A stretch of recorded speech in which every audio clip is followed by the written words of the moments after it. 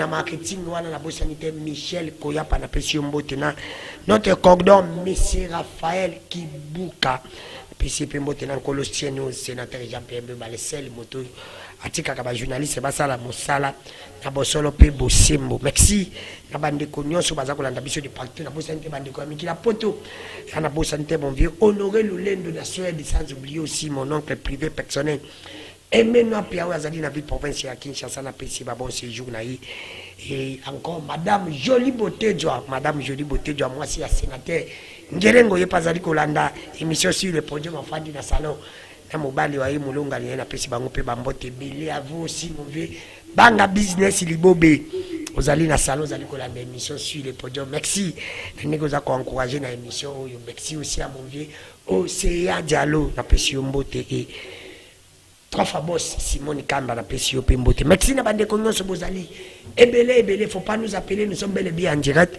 Otinda ba testo to kutanga yango nazane sengo ya koyamba. Berger Abraham Bosanga Elombe. Nazala encore na pasteur Serge. La pasteur poto bato benga ka bande ko ba chrétien nazala encore bande ko na biso ba mizuma bazawana nazana Oman. Salam nazape na ndiko na ngai isusu.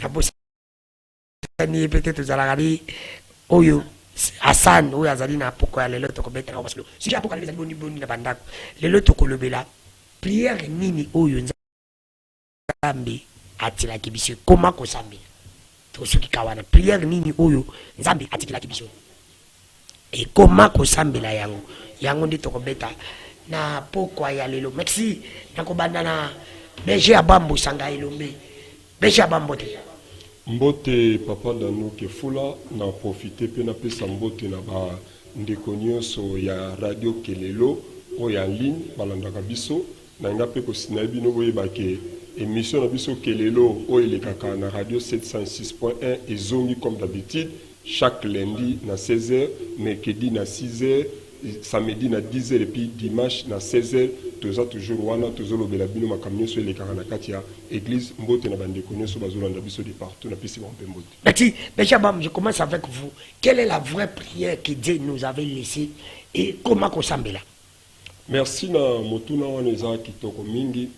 Le sambo ezali oyo Christ d'abord atalisaki baye koli bazako tuna ye oyo bato nyonso bayebi yango na prière sacerdotale asalaki yango atalisi baye koliki ndeni bakoko sambela.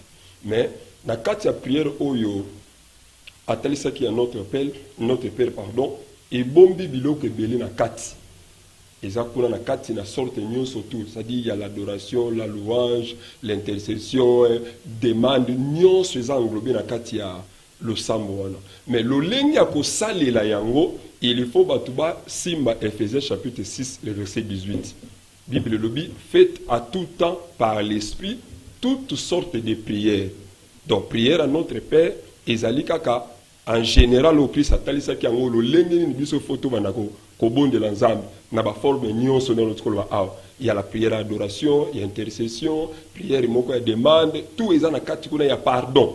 Mais pour ça la yango lo lengi ko sala yango faut za la kaka par l'esprit. Ndoko yeba ninga ko sala yango parce que na kati wana kuna makambo ebele ezali auto ko zwata peut-être ko fungola yango kuna te mais atalisa ki baye ko ndenge nini ya ko prier mais le sambo wana il faut zala par l'esprit ndoko sala yango. Comment par l'esprit? C'est pour que le sambo nzamba tikela ki biso zali notre père. Est-ce que comment pas ça sera par l'esprit? Et ça par l'esprit par rapport ya oyo zolinga au sala. Parce que dans notre koloba awa, il y a la prière d'adoration na kati wana ezali. Kana prière kati na notre père.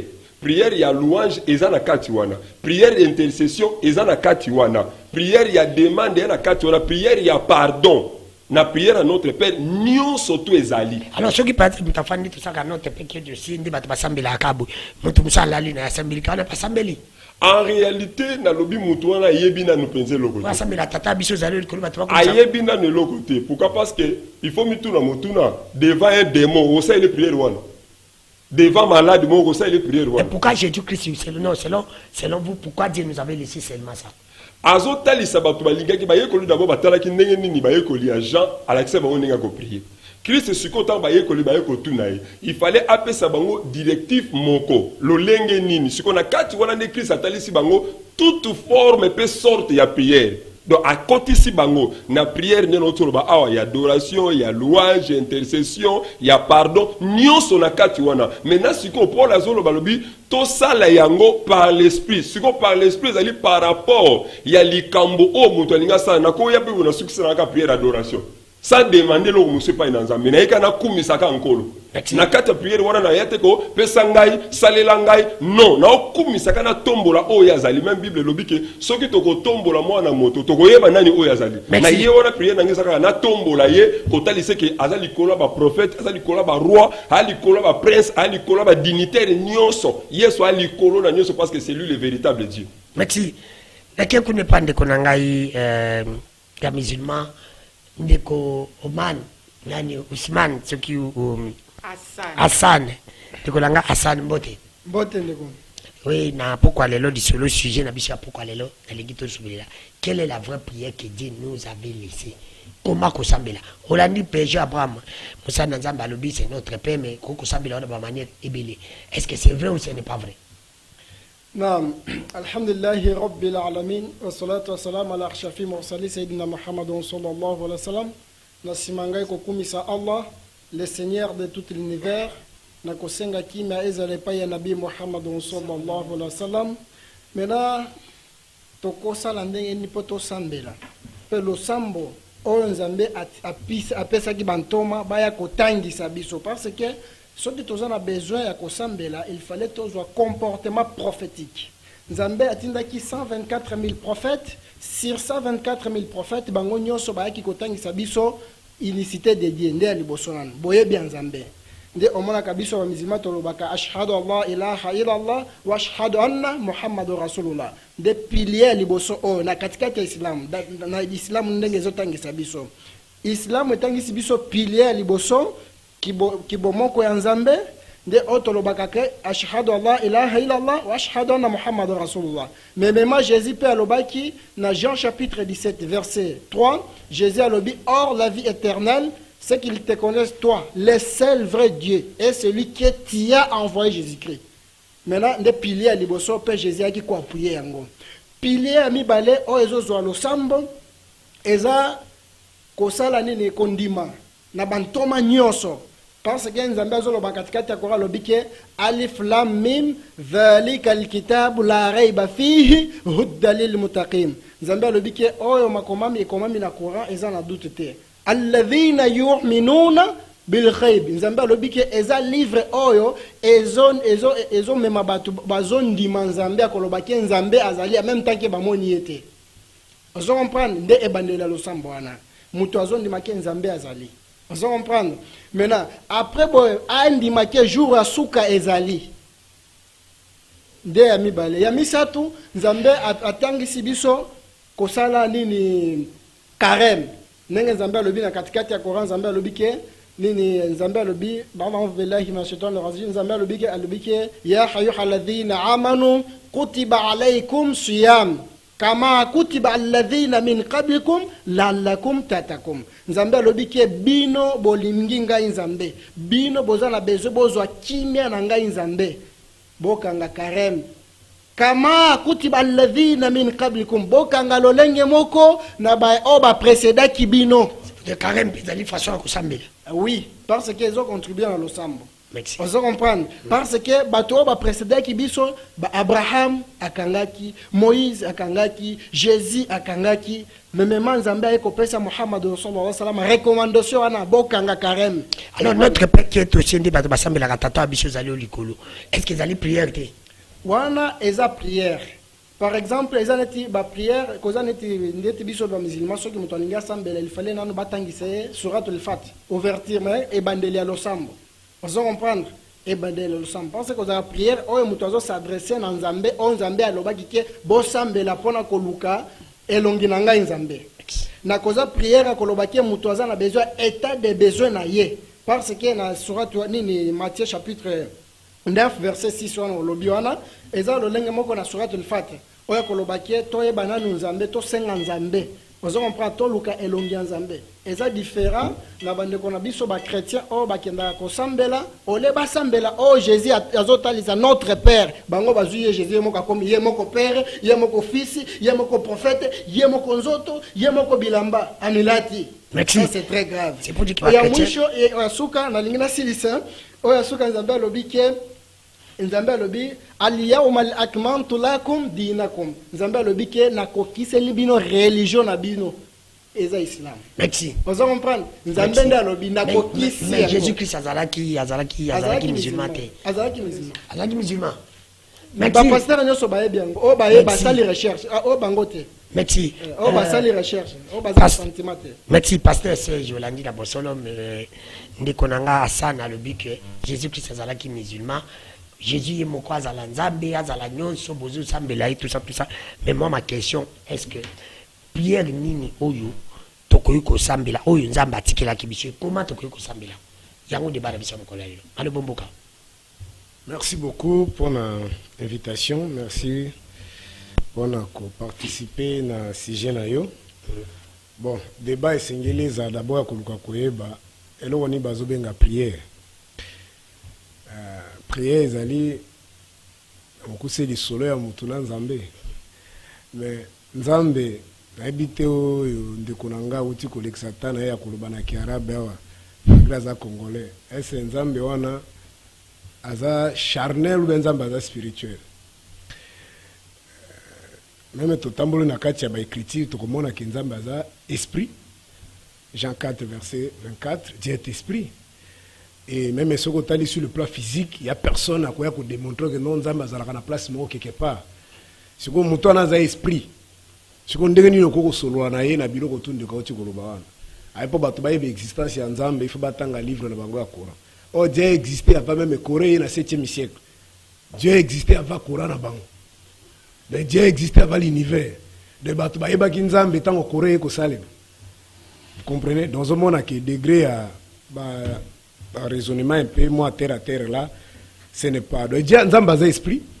Et en réalité, Bible Zoloba, dans Genèse chapitre 2, l'Éternel Dieu, après avoir formé l'homme de la poussière de la terre, il souffla dans ses narines un souffle de vie, et l'homme est devenu un être vivant. C'est-à-dire, Nzambe, pour ça, la moutou, a formé la mabele, alors Nzambe, mouta comme être vivant. C'est comme moutou, tozoloba.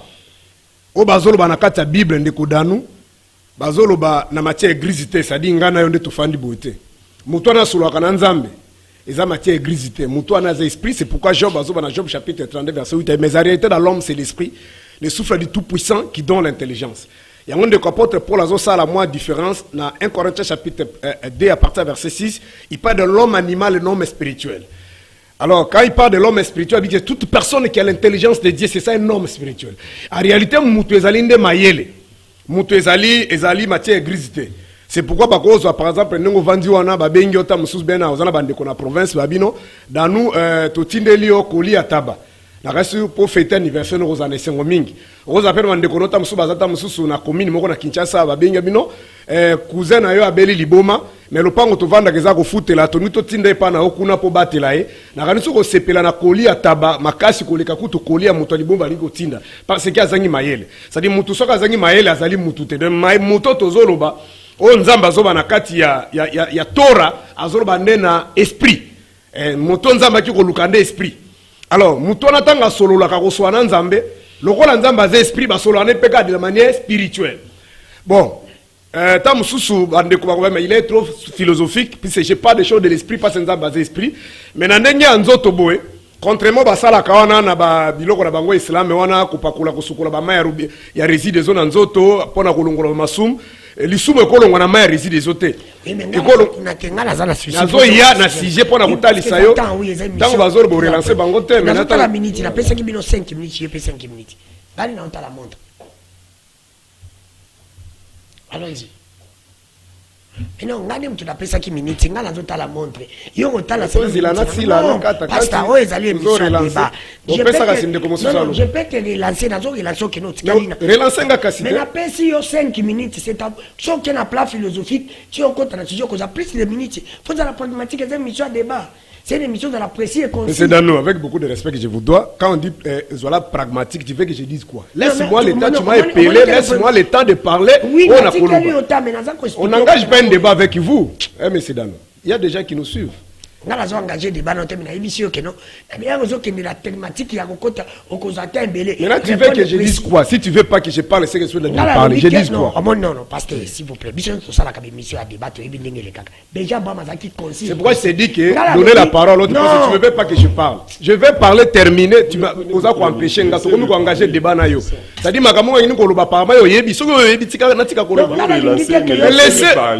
je pensais que tu allais me poser la question. Comme il n'y a pas la question, laissez-moi terminer, mon frère. Et ça, makambo spirituel. Quand tu parlé à Zoloba, makambo c'est un esprit. Quand tu fais comme ça, moi, je ne suis pas un homme charnel, je suis un homme spirituel. Donc, dans Zoloba Boé, nous avons basé esprit. Alors, tant que nous avons Nzambe, contrairement à la bande qui ces exemples, ils ont été la dialogue de tout sur la moutou, na danou de tout sur la beauté. Nous avons la vente calme, mais nous avons sur la Nzambe. Vous comprenez? C'est pourquoi dans Matthieu chapitre 6, Bisigan de Kwapé Saki, à l'Obibo, ne faites pas comme des scribes et des pharisiens qui pensent qu'en parlant beaucoup, n'enzamba koyoka bango. Dans Matthieu chapitre 6, Bible dit que soko lingi ko prier, entre dans ta maison, entre dans ta chambre, ferme la maison. Le Dieu qui est dans les lieux secrets au Sani, à koyoka yo. Donc, moi dit que même les lieux secrets ne faut pas y bango parce que n'enzamba va dans les lieux secrets. À l'obité que tout ça va prier, le ko ba stima pharisien ba sala ba koya balabala, ndenge bande kongo misiba par exemple ba sala kawana. Comprenez? Donc, on a juste la dimension totale, c'est que toye tango o débat, et ça débat religieux, ça des hommes qui ont esprit, et ça qui ont charnalité. Est-ce que vrai ou faux que vous priez un zambati que vous avez tata abisso? Ce que vous avez dit, vous avez l'assemblée de tata abisso, je crois de quoi ça l'obaki. La tenue sur même mutuna. Eh, il y a une totale, c'est que makambo Jésus l'obaki, il y a des mystères là-dedans. Parce que c'est que les gens comme bazolo, mais ça peut banda comme ça tola la kate. Parce que y a moko déjà quand on Matthieu wana. Soko kita zo kontia lobi boy muto yoki maloba nanga mettre en pratique azalo kola ndako batongi likolo mabanga ba vent violer ko ndako azolo ba yangona. C'est pourquoi le baki avant Koufabi, je vais détruire ce temple pour le construire dans 3 jours. Et il parlait du temple de son corps. C'est-à-dire Dieu parle des choses spirituelles. De prière, parce qu'il y a aussi une nuance, il y a la différence entre la prière et la demande. Demande des lokomususu, prière lokomususu. Donc on peut faire aussi la demande dans la prière. Vous comprenez? La prière est allée, nous sommes allés en contact avec Nzambo esprit, aux censés être comme Maloba Kaboy. Mais na kata demande on peut comme Maloba. Mais na kata prière est allée, c'est toute une vie. Et c'est une dimension spirituelle au Moutazali na kata nango. C'est pourquoi j'ai terminé par là. 1 Thessaloniciens chapitre 5 verset 17, il dit que prier sans cesse. C'est-à-dire dans la prière on doit rester éternellement dans la kata prière. Prier basala ngo tende bande ko basala ka 12 heures, bozongi na 14 heures. Donc on doit rester continuellement dans la carte de prière. Maintenant Debe Zali a expliqué que dialogue na Nzambe ba prier ka ndenge nini Nzambe nga zala ka po solo na ye et rester sans cesse. Là c'est la deuxième question que na retourne bino nyoso poto boucler l'émission. Alors na kei côté pas maman na biso. Je crois que c'est pour la toute première fois le can émission sur le podium na biso. Datuni mutuna prière ko sambela. Bandeko balobi ke le sambo ezali ka ndenge nzamba tikela ki biso mezaba parce il faut qu'on compte en profondeur parce que la ki musika il faut compte en la dimension et dans le monde ya au-delà monde de la spiritualité et ça ka tende bino ba musulman bo sambelaka osokoli maboko non ce n'est pas ça la prière malobombo kayo quelle est la vraie prière que Dieu nous avait laissée et comment toko sambela. Merci beaucoup de konanga imbote na bandeko nyoso tokutani awa na sepeli en tout cas ko benga ngana émission na bino pe tozali apona kopesa éclaircissement na nyonso ezo koleka. En tout cas na remercier yo à travers l'émission na yo nazana makambo ebelo et salameli ngai il faut nazala reconnaissant. Amen. Pour la na réponse à oya question na yo. Oui. Makambo nyonso o etali bunzambe ezana ebandeli nango. Bible zelo moko asikoyo. Na ebandeli ndenge tokutaki Nzambe azalaki na ba ange pona zala mwa vitesse abengisi ba ange liboso ya Adam na Eve wana Bible ezalaki te eloko mususu ezalaki te mais ezalaki bato bikelamu ya Nzambe bazalaki wana pona nini nalingi naloba po tozolobela makambo ya religion place wana nde bandelaki Nzambe abengisi ba ange aebisi bango bo adorer Adam na Eve. Pona biso na spiritualité elingi koloba bala kisabatu ndenge nini bakobanda ko adorer. donc kogunza mao baange baadoraki Adamu na Eva balakisaki Adamu na Eva kogumba mela nzambe ezalaka ndenge nini nde oyo monaka oyo eza na kati ya bamusulman. Donc nzambe aza na lolenge oyo esengi kosenga ye koadore ye, donc kosambela losambo eza eloko mosusu, mabondeli ezali eloko mosusu. Donc bamusulman nde bazali na prière oyo ezali normal. Donc mutu moko akosa bino te na mokili mobimba ezala babikela mo ezomonana na o ezomonana te ezala eloko nyonso ezali ya bamusulman. Pasteur pas le bi mabeta bi ko tia mai na matoyi ko sokola na maboko yango ndike kolongola masumu. Ah ok, puisque eloko nyonso soki ozali enseigné te okoyeba te. Musulman zo sala likambo azali enseigné. Puisque mai mutu akelaki mai zanzambe. Biso batu nakele biso zanzambe. Alors, soki to sangane biso mai to soko. Ande ora kusambela to sokola mai to lambelaka. Mai to sala ka besoin nyonso. Donc soki mai se retrouver que mutu moko asali ablisio ya mai na moni lisumu na ngo. Est-ce que vrai ou faux que prière nzambe atikele biso zali tata wa biso? Bon. Na ebite nzambe atikilaki nani na lobi toke na ebandeli. Wana nano mutu moko ayete. Toke na ebandeli tokuti nzambe abengisi ba ange ba adore Adam na Eve. Leonge elingi kolobake Adam na Eve soki tokoti na spiritualité alakis bango balakisi eke biso nzambe tosambela ka ebo. Puisque musulman zo sambela lolenge mongo na ange, musulman zo sambela lolenge mongo na ba être mususu ba mona na kate. Donc ko sambela ba chrétien ba sambela kana ebite soki ka ya bango mongo me na ebi mutu mususu te. Puisque na ebi ke Jésus aibisa bango déjà que ebele bakoya na kombo na ngaka sina ebi bango te. Jésus avani na 12 apôtres baibisanga lo sambo nini alakisaki bango. Jésus notre père. Non, a komi na départ jour à la kiki azokende. Jésus jour à la kiki azokende nde mutu moko courage atuni otikeli bisoni a préparer qui prière était. Puisque ce n'est pas prévu à la Kisabato prière, mais il a prévu yende assemblée. Alors, nani fallait la Kisabato prière. C'est les autres prévités. Yoka mutoa esenga ki ala kisa prière, ezala ki prophète Muhammad sallallahu alayhi wa sallam. Yende ayena 5 swala, puisque ezala ki recommandé bongo. Mais Isa, oyo biso tobenga ka bino bozo benga Jésus, biso tobenga ka Isa mwana Marie. Ayaki na mission na epe asalela ki lolenge wana. Mais c'est pour dire que Jésus, selon yo, alakisa ki batu lo sambote. Batu bazala lo sambote ya kosambela. Donc problème est aux anangwa makasi en tout cas na sepeli na émission puisqu'il faut batu ba yeba na lo lengi ya kosambela. Merci. Tozo ko to merci to kokota na deuxième partie. Merci na bande ko nyonso vous m'envoyez des textos, vous m'appelez. Il faut pas nous appeler, envoyer nos textos. Nous sommes en direct à Kinshasa. Toza ko sela na basana nzambe. Merci. Nakei na deuxième thématique et deuxième partie. Benjamin Moussanga, je ne vais pas commencer par vous, je commence par Pasteur Serge. Parce qu'il n'a pas de Pasteur Serge. Hollandi bande ko ba musulman ndengi balobi. Balobi Jésus atikela kibiso le samboté. Jésus atikela kibiso le samboté. Mutukutu okine mama alobi ke elle ne courage monga ne ba courage bazalaka. Na bipo ba Congo ba courage bazake bele kuna pe bazalaki. Atuni ne Jésus mutuna. Otikela biso ni. De Jésus alobi. C'est pour te dire que Jésus atikela kosambela te. Mutu fala atikela kosambela zali Mohamed. Alors, comment tu connais kosambela? Pesa biso procédure comment tu connais kosambela? On répond maman. Pesa biso mena procédure. Merci beaucoup. Ponzambe pa yoka. Bon, pas ces allégas qui faire des débats avec des fanatiques au lieu à quoi avancer ma réflexion, ça c'est le fanatisme. Parce que Mahomet on a azalaki chrétien. Tia ko ça quoi ko se révolter azalaki chrétien et de deux on peut pas dire Jésus azalaki musulman. Ça c'est des alors dit la débat c'est que c'est pour dire nous répondre ba tongo ba to la bala na biso ndeko na bi musulman Mahomet mo azalaki na no chrétien et de deux histoire ya Mahomet existait dans 7e siècle. Jésus existait ce qui 7 siècles avant Mahomet. Vous comprenez? Si vous avez un baki azalaki na ebité ozomona teke ça c'est un débat ezalo kola ndenge na zo muta yo zalaka ozalaka va Lumumba de Lumumba azakufa ka na 61 siko mutabike Serge azalaka va Lumumba ozomona niveau à débat ça c'est vraiment terre à terre et na kei na makamama zoloba il faut bala ki sa bango de bazana vrai prière parce que ba mai wana za mutasala ka je sais pas ba pesi bango makamba gobe il maîtrise même pas makamba zoloba na lobisa ki déjà na débit kenza mbaz esprit même mai bazoloba pe na kati ya Torah tika Coran, tika Bible, parce que ça va documenter ici. Je parle de la Torah. Oh, Christ a compté même dans Luc chapitre 4 à Fungola qui Torah. Ça dit mai au bazolo banakata Torah et ça va mai au kanisaka réside des autres. Preuve à l'appui dans Genèse chapitre 1er et je crois qu'ils en a 4 courant à partir de 6e verset Bible le Bible.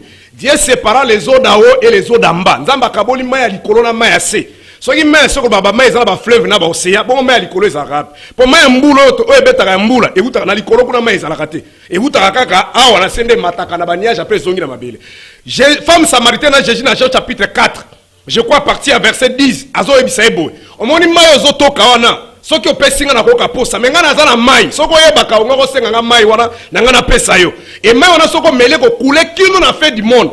La femme samaritaine dit à Jésus ceci. C'est pourquoi dans Jean chapitre 7 verset 37 Jésus dit ceci. Vous tous qui avez soif, venez aux eaux. Moi je suis les eaux. C'est lui qui comme la main ngana za ngo ba fleuve de ko banda ko couler. Le mai bazoloba eza mai ozo kanisa wana te.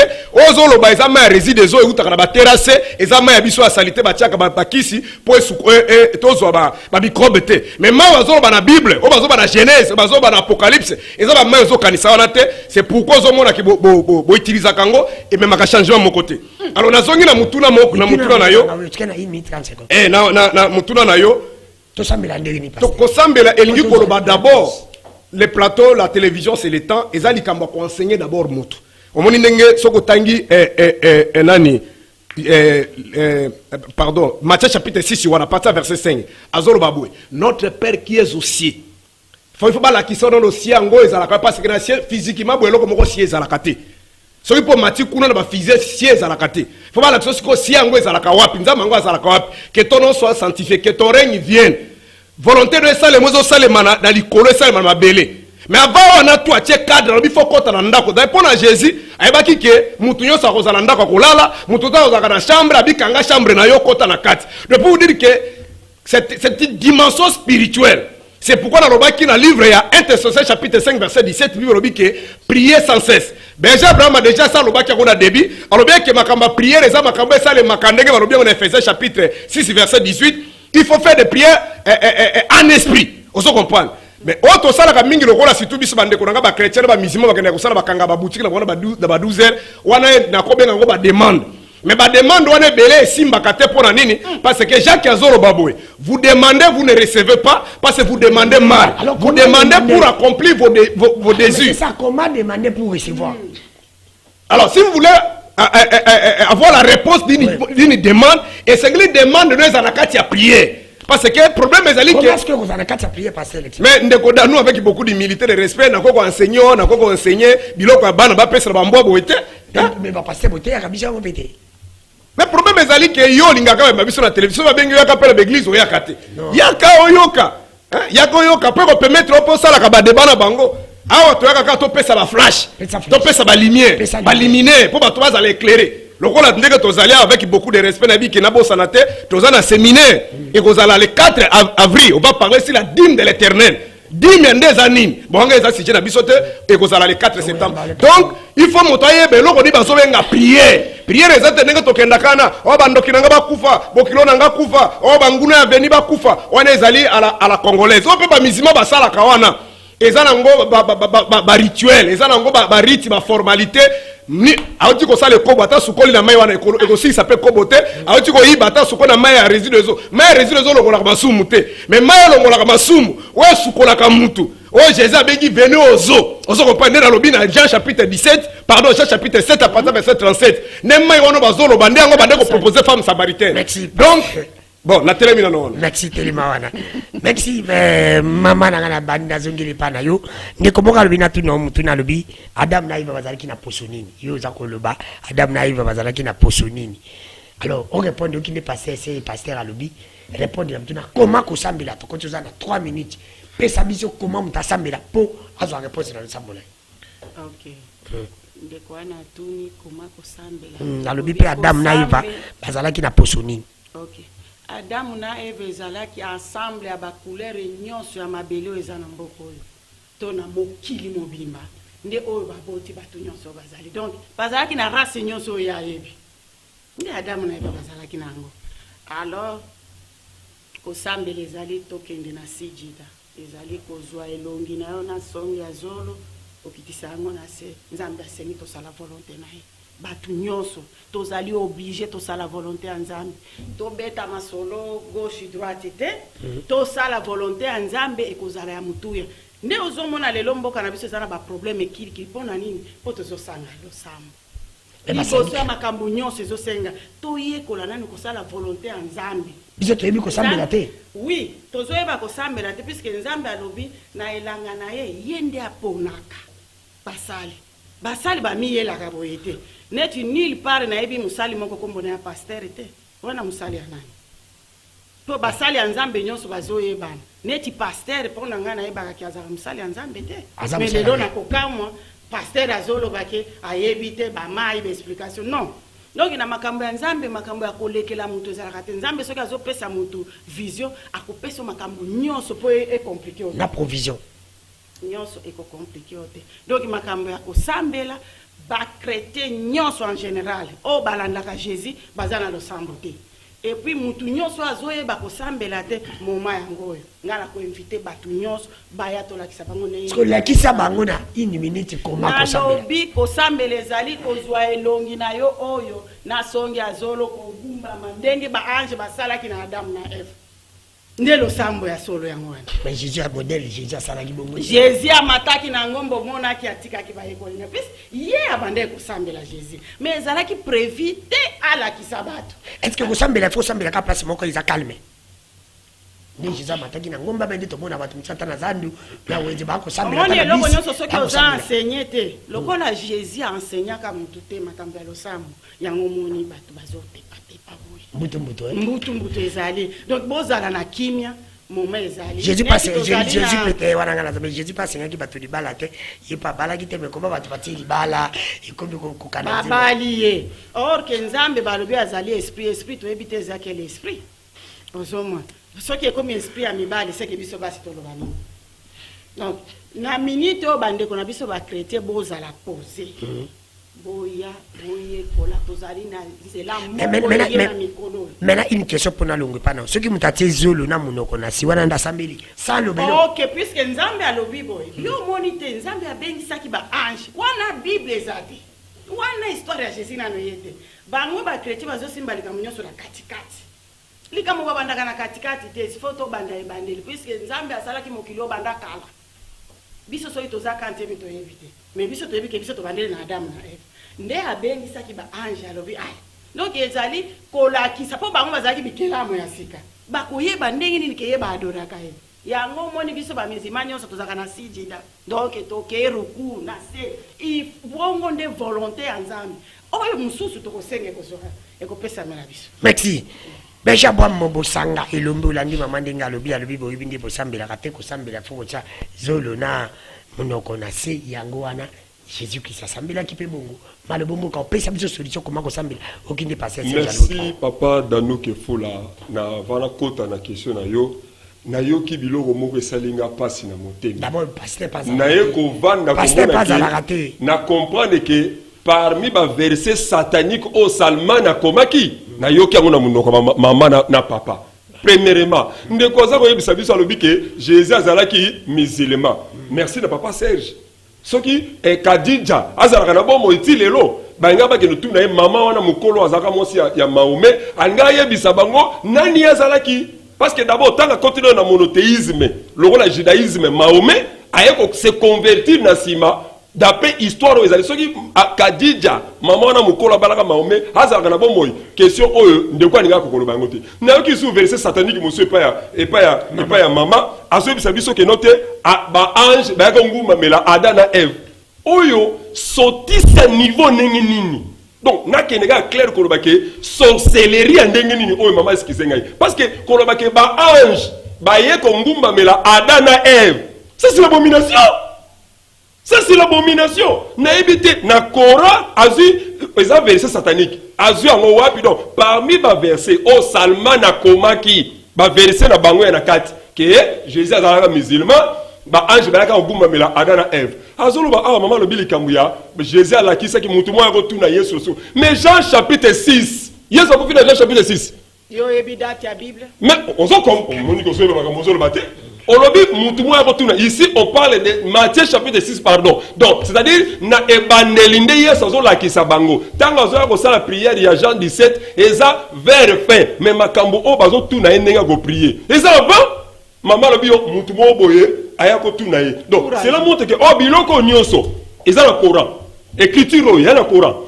Donc, na ebite ceux qui maman azo bimisa ba verset satanique ba zo ki pa Salman ba ndi ko yebo bisa biso makambo oyo ya zo bimisa ah ake ko bisa biso ba prière ba salaga il faut ko gumba ceux qui ko tsa nini elongi na yo na zolo na yo papa na ngai mais peut-être ba to bazo yebate ya ngona total ça attend la belle ma prière en réalité la prière muto zo sala prière na esprit ana forme te moko ana sorte moko te avanda salaga yango rien. Un homme spirituel, ne peut pas se dire que spirituel, à quoi vendre sa tête, prière, na yé na forme moko, na sorte moko. C'est ça les gars, vous comme il y a un côté, on a un peuple à côté. Parce que il semble la base de réponse. À quoi semble la n'est pas de réponse. Nabani ko yebisa on peut se verser. Mouto ensemble na esprit. C'est-à-dire quoi? Ndenge moli mozo conduire ngai na sala par rapport à la situation où ezali sur place. Na mouto yé na problème maladie pas na ngai. Na bonde la pona yi. Voilà, c'est vous les pasteurs, vous avez un mondimi. Exactement, na kena mondimi. Mondimi ana problème maladie pona yi. Ako bonde la prière ndenge ka prière notre père obima nango. Non. Aza prière ou fois ça là. Mutu ana kana ye akobonde la selon ndenge likambo azana yango nako yate na na kaya boye na zu buzuranga na zolo nanga na tiango non parce que même la Bible zoloba faites à tout temps toutes sortes, c'est-à-dire on parle de sortes. Il y a plusieurs sortes. On comprend parce que Nzamba ibi mutema mutu koleka mutu même avant mutabi bisango. Ils neti ngana na problème par exemple na voyager. Après ces exemples. Na lobite Nzamba ibi problème na ko pesa ça peut na sambela ite. Likambo ya prière ya poser mutu po Nzamba kokisa. Nzamba yeba ba besoin na biso nyonso tout. Mais alingaka mutu yebo mais tant akutani même liboso Bartimée. Azo tourner mutu na to lingini na sale pona. Est-ce que yeba kite Bartimée azaki na posa mona. Aligné il va poser un moutou, c'est-à-dire même ma canicine, un homme spirituel m'a caniciné comme ma même prière. C'est-à-dire tant qu'on a une dimension spirituelle, on a la facilité, naïe et l'oconi on a comme ça. Prière des actes, naïe, ndenge maman zolo belbonné, quand on a maman il était pourquoi parce que tant qu'on va se coller à ma boko, na ma colo, et bon parti monsieur Anzoto, ils ont la salité. Merci, mais j'ai pas beau s'engueuler, mais merci. La bande de l'oignon c'est beaucoup de la bisoba. Merci, la bande de l'oignon c'est beaucoup de la gabatte. Il faut pas m'appeler. Nous sommes en direct, envoyer les textos.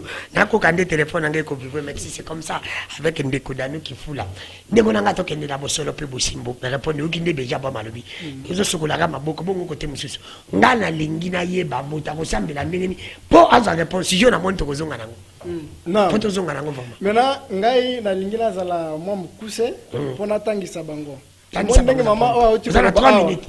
Maman a été kolobake ba chrétien nyonso ba ebilo sambote parce que Jésus azalaki incapable atalisa bango na ebandeli nanga na lobaki ke biso na katikati islam tozaka na 5 piliers na 5 piliers nde wana na sitaki awa na ebandeli na biso maintenant soki to eko kuta na christianisme nano soki otuni pilier na bango nano ba yebi yango te ça c'est le 1 2 alobi awa kolobaki ma ezande na maboko siko makolo parce que ayebite azola na enseignement à Jésus te. Maintenant, le long de l'occasion, na tangi sa bango Bible na bango moko, ce qui otangi na Jean chapitre 15 verset 5. Jean chapitre 13 verset 5. Le Bible Jésus a eu maï atie na bassin, abandi ko sala ba disciple na ablution. Tala langage la Bible zoloba. Azo sala ba disciple na ablution, akeye pa ya Simon Pierre. Maintenant Pierre a l'obité maître Jésus okosala nga ablution te. Jésus a lobi ke soki yo olingi ngala sala ablution te okozala sika moko na ngai te. Ozo comprendre, il fallait olongwa awa. Pierre a lobi te maître osokola maboko na ngai na mutu na ngai na makolo na ngai ozo lobaki ona basiko makolo nde réponse na Jésus a pesi papa pesa ezata na ngai nde ali boso Jésus atangisi kosokola mai wana atangisi wana eza moko te soki OK na Ancien Testament OK na Deutéronome chapitre OK na Exode chapitre 30 verset 17 même Nzambe a recommandé Aaron nini na Moïse batia mai wana babanda kosala ablution Avant prière. Bible ezoloba avant prière oui avant prière kosala ablution nde ya liboso ya mibale soki otali enseignement na biso ba musulman mai nyonso o Jésus asalaki biso tosalaka yango soki tose prosterner toka Jésus atiaki baposone nyonso wana yango bino mpe bolandaki tolandaka yango bango bayebi enseignement ya Jésus te parce que baza égaré parce que soki otali na Bible na Matthieu bakretien mpe ya katholike basalaka yango bajeudi se omoni bakatholike nde bamemi mbutu na mokili oyo parce que bango nyonso baza égaré baza présentation ya satana awa na mokili parce que bango nde baboti christianisme Jésus atikaki yango te ozo comprendre deuxièmement ce qui otali enseignement na biso eza enseignement prophétique ce qui otali prosternation Jésus a prosternaki ce qui est le sambo na biso o biso to sambelaka o Jésus a enseignaki o kende na Matthieu chapitre 26 verset 39 Jésus a se prosternaki lolenge moko na Jésus et lolenge moko na biso ba musulman. Maintenant ce qui muto alingi ayeba lo sambo nde na loba na sitaki 5 piliers ya Islam. Ozo comprendre parce que nzambe alobi na katikati ya Coran alobi ki fasalu ahle dhikri wa inni kuntu la ta'lamun botu na mae obino boyebi te pa bato bayebi ba chrétien o bayebi ko sambela te batu na biso ba musulman o tozu enseignement ba prophète nyonso o bayeki ko tangisa awa ozo comprendre nde ezola kisake ba prophète ni ba chrétien bazala ba égaré parce que bazo enseignement Jésus te bazo enseignement ya nini ya Moïse te ceux qui ont enseignement Jésus alobi te wana bakinde na charnellement na spirituellement te soki bazolo bakenzambe aza esprit omoni égaré na bango ya liboso wana nzambe alobi ke aza ekela moko te parce que na lingi na chite nzambe alobi na katikati ya Coran alobi kul huwallahu ahad ngai naza unique lam Allahu samad lam yalid wa lam yulad wa lam yakul lahu kufuwan ahad nzambe alobi ke aza unique oko comparer na esprit te oko comparer na mutu te oko comparer abotama te abota te wala miakulahu kufuan ahad koza tekela moko te oyo ko comparer na nzambe lonenge moko bango ndenge baza ba égaré bazo sala mai o Jésus atikaki yango te totuni bango bo pesa biso pilier na bino o esimbi christianisme combien de piliers o esimbi christianisme merci bande ko tokomi na suka émission c'est comme ça boyo kaka pozo le bisanga mingi na na lete mboko izaka boyo kolia te koloba kaka koloba tande toza kokonda biloko imati alors Pasteur Serge, tokomi na suka, tokozonga ta dimanche poto social, mais na tunyo mutuna simple.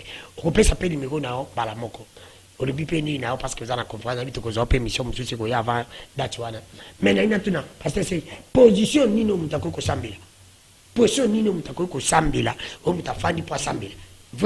Merci beaucoup pour la kosungana ignorance nae d'abord nzamba za esprit alobi ki na Coran na bango bakoma ke nzamba za esprit aza motote aza soki mweste bosiko soki aza esprit c'est à dire aza matériel mais c'est tozana ou eza physique nous eza spirituel lokwa soki na Coran na bango nzamba za esprit c'est à dire aza physique alors ngai nae ayebisanga kote nzamba za tokende koluka to kutane to sur la passe nzambe aza physique côté afanda et de deux babilo bazolo ba signe wana na kati ya difficulté musu bazana ngo peut-être ça ignorance. Mon Coran, c'est un document où il salemi la 7e après lui wakutu ya Mahomet. Ozolandandeko. Mahomet atikala ko commenter, il a ni écrit, va vérifier à commenter. Ba disciple ne ba to komi na sima comme Jésus pas comment quitter. Tika ko déranger non? Ni roi Jésus pas comment quitter. Sikoyo source ya Coran eza wapi? Source ya Coran ezali na kati ya Torah.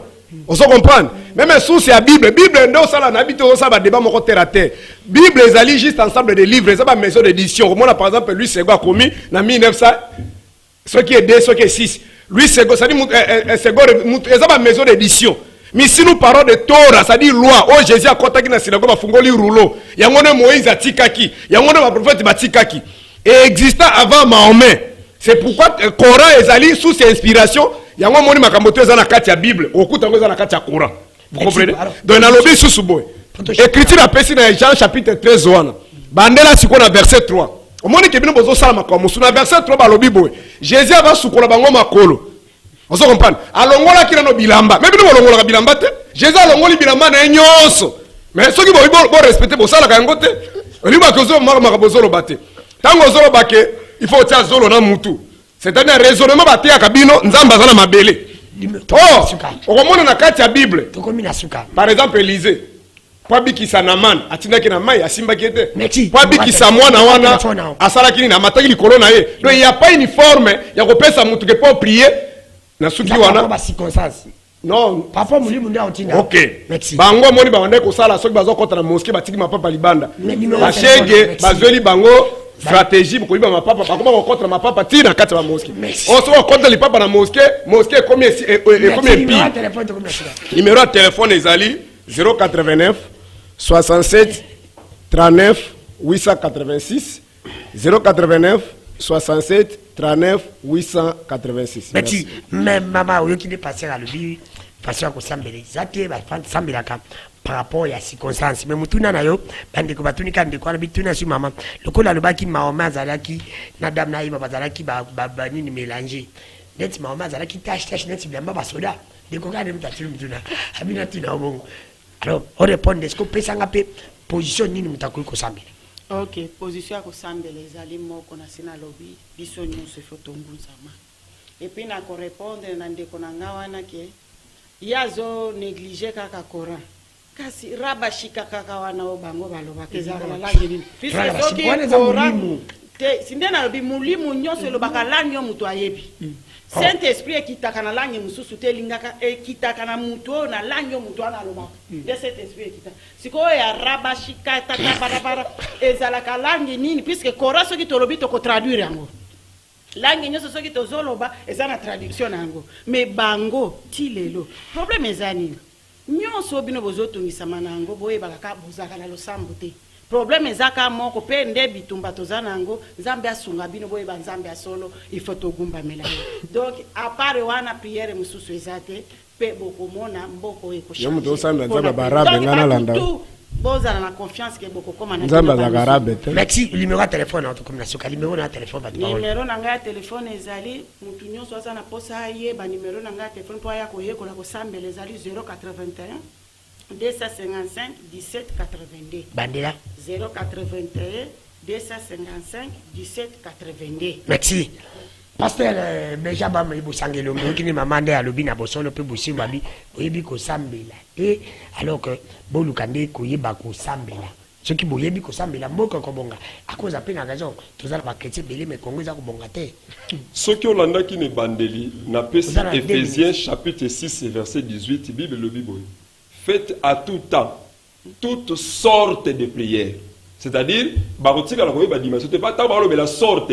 Ezaka likamute que yo osukoli maboko na makolo ba parti muso tiki onguma mine onguma miwana ezala ngote parce que muto azaya molimo aokota na mozindo oyemo ka comprendre ngote bango ba to comprendre ngote na ina fungolelo mo muke pa lelo tozolo bela mama Coran c'est vrai papa c'est jalobi ango il faut aussi ba maome azalaki muto ayeba ko tanga te ayeba ko komate na bandeli lisusu na bandeli lisusu koloba maome azaki muto ayebi kotanga te ayebi kokomate Jésus azalaki na classe nini azali gradué on compare d'abord et mokeli na ekela mukoma Jésus azalaki mokeli nalobi boye kotika la ko comprendre ndenge nini mokeli na ekela mu c'est-à-dire quoi Jésus nzambe mokeli Jésus ekela mi maome lokola nga to compare ndenge ngai na maome compare omoni ngai compare ngai ngane na maome parce que nazo zonga na likama parla langue mama lobia zela na lina zonga likama parla langue aw eza makambo za spirituel makambo bazoloba ki arabe eza la réalité spirituelle mais alobi ke mulimo akitelaka mutu na munoko mutu ayebi sika na yebisa ye boye bango ba congolais to sisa bosolo na ki arabe baza na erreur bazo beloko te oyebi mutu nyonso alobaka ki arabe mutu nyonso alobaki arabe esprit ya badiadis ezalaka kati na ye donc omona mutu nyonso alobaka munoko wana esprit ya badiadis nelataka ye bakosala ndenge basalaki na Salman esprit na bango nde yango wana yo kolobaka mosusu ya langue c'est un problème spirituel mutu akotikala comprendre ne baka bazoloba ki arabe eza langue oyo nyonso elobaka langue bakotikala koyeba dimension yango te eza langue okoyeba dimension yango te okotikala koyeba ngo te po yeba ngo kozalaka mutu molimo. Numéro de téléphone est 081 32 22 973 081 32 22 973 Berger Abraham Bosanga Ilombe. Merci Berger Abraham Bosexi batelo bandako. Alors ndeko na ngai Hassan Olandi. Naam. Kosambela ezali problème ya langue wana yo ko comprendre te. Dimension les anan muke. Te au moins problème ça qui est na kutana bato connaissance na bango za trop bas. Ba Bible te, ba histoire te. Bon na ya le là nazo bimisande preuve. Maman alobaka pardon nazi maloba mama awa alobi ke langue o bango balobaka nani atangisa ki bango soki bango balandi Jésus place nini o Jésus alobaki ba kashi takatagago wapi mais al moli est-ce que eza na langue nini Jésus abandaki koloba araméen est-ce que on eza araméen balandi nani bango nyonso wana par rapport à la Bible ezoloba na 1 Corinthiens chapitre 15 verset 18 et le bique est par conséquent aussi ceux qui sont morts en Christ sont perdus. Ozo bango nyonso baza ko bunga ndenge yoga ni nyora ndenge ya mibale ya Bible ezanga te eza Bible nde lobi o comprendre pe makoma pote pour la zone bo pesa nga eza tana ngai protéger la zone ba so qui résurrection ko zala c'est ce qui tu comprends so qui résurrection ko zala protéger ngai laissez lui terminer protéger ngai allons-y je te protège ezanga ite eza Bible nde lobi maintenant eloko na lingi na yebisa bango koloba ke bango nyonso baza ba égaré parce que Bible nde elobi Bible elobi na 1 Corinthiens chapitre 15 verset 18 à 19 elobi que et par conséquent aussi ceux qui sont morts en Christ sont perdus. Si c'est dans cette ville seulement, nous sommes le plus malheureux de tous les hommes. Compris. Tangango.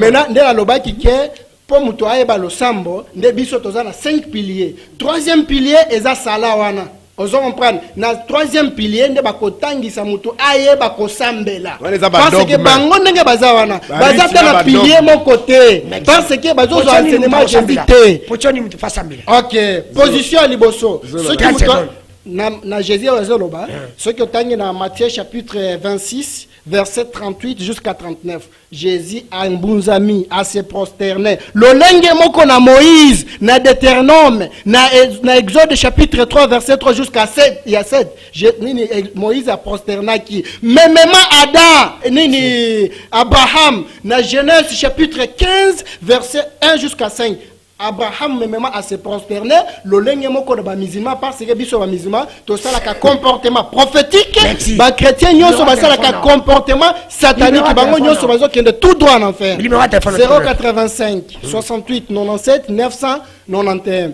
085 68 97 991 merci tout droit en enfer merci na bande ko nyonso bolanda ki biso beja bamba tu balebi osikisi bango merci. Merci la million de équipe technique là je vois Christian Banzolo, Christo Atunga mon frère ami je te salue Dieu merci qu'il faut les réalisateurs de cette émission. Bruno Nzinga mon frère je te salue encore à vous aussi. Mon directeur de programme Jamais Dali aussi de production de Dumontiri na information Serge Kabongo na marketing je vois Michel Koyapa et na cordon na biso monsieur Raphaël Kubuka honorable. Encore le chef sénateur Jean-Pierre Miba. Merci à bande Cognos, merci à mon vie. Honorer le lend de la Suède et maintenant puis à mon oncle personnel à Pession Beauté. Merci à mon vie Banga Business, merci à ma tante Mireya, merci à bande Cognos, au bande Kolanda Bissou, na Bosanité, qui est encore Banga Business, à Pession Beauté aussi, à Diallo Beauté. Merci. N'a reçu qui s'appelle bande Kolanda. Ils ont l'occasion, monsieur Sokutana qui dans la vie, il faut qu'on attende pour profiter. Il dit que le banini. C'est qu'on peut Kutana na Mokonzi. Osengi eta kabeli yote batu ba olubaka kabela kiyo alors c'est l'éducation coûte na